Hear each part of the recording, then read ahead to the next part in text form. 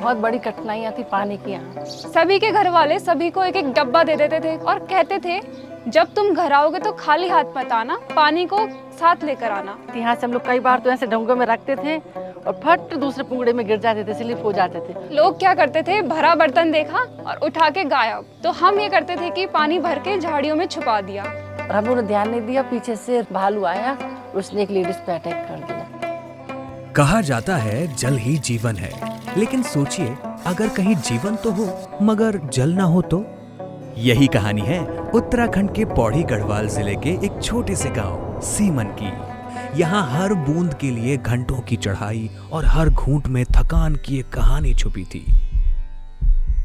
बहुत दूर से पानी लाते, धारा पंदेराओं से पानी लाते थे। हैंडपंप तो अभी लगे कुछ साल पहले से, पहले हम लोग धारा से लाते थे पानी। सुबह 4 बजे 5 बजे निकल जाना और 9 10 बजे आना।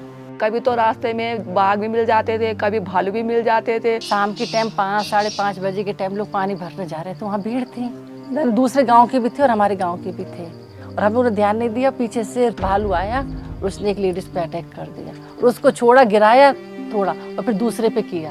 और ऐसे में 3-4 लेडीजों को वो किया उसने। कई बार मतलब ऐसा भी हुआ है कि छमाही इम्तिहान, हाफ ईयरली जो एग्जामिनेशंस होते हैं, तो हमने पेपरों के दौरान हमारे दिमाग में बातें चलती थी, जितनी जल्दी पेपर करके छूटेंगे उतनी जल्दी हम अपना पानी भर देंगे ताकि हमें लाइन ना लगानी पड़े। जिसके छोटे बच्चे रहे उसको कमरे में बंद कर देना और तब पानी के लिए जाते थे भूखे प्यासे, वही इलेक्ट्रिक बाथरूम सब अंदर। पहले किसी की मतलब लड़की की शादी या लड़का की शादी होती थी ना, तो हम 1 महीने पहले सारे गांव के मिलकर पहले बोलते थे कि उनके घर पे पानी जमा कर दो कि वहाँ पे शादी है भाई, वो पानी कहाँ से लाएंगे। तो जब लड़की की शादी होती तो लड़की को टेंशन होती थी कि अगर मेरी शादी हो रही तो हमारे घर में पानी कौन लाएगा। वो मेहंदी तब लगाती थी, पहले वो पानी ला के अपने घर में रखती थी, तब वो मेहंदी लगाती थी। जल को जीवन मानने वालों ने जल जीवन मिशन का बीड़ा उठाया। एक ऐसा संकल्प जिसने ठाना कि हर गांव, हर घर और हर भारतवासी तक शुद्ध पेयजल पहुंचाना अब सिर्फ सपना नहीं, एक राष्ट्रीय प्रतिज्ञा है। जब पहली बार नल आया तो सबने उसकी पूजा की, किसी ने धूप किया, किसी ने चुन्नी बांधी, किसी ने चावल चढ़ाए। तो इस तरह का मतलब लोगों पे काफी उत्साह था।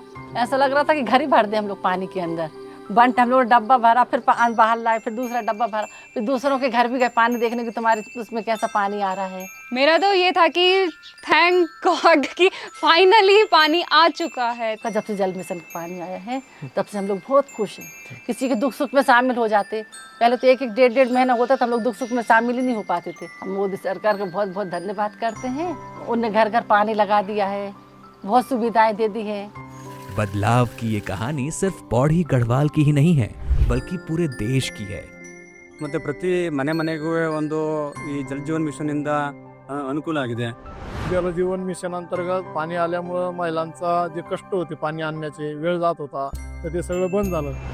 पानी बराबर से टाइम पे हम लोगों को मिल जा रहा है तो हमारी समस्या बहुत तरह से सॉल्व हो गई है। हर एक घर जल और हर एक घर नल पहुंचा है। जहां साल 2019 में लिए गए एक संकल्प ने 15.58 करोड़ से ज्यादा घरों तक साफ पानी पहुंचाया है।